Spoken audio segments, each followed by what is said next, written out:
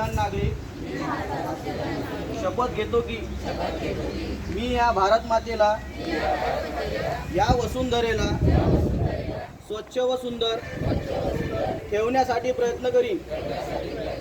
या वसुंधरेला, या पर्यावरणाला माझ्यापासून कोणतीही हानी होणार नाही याची दक्षता घेईन।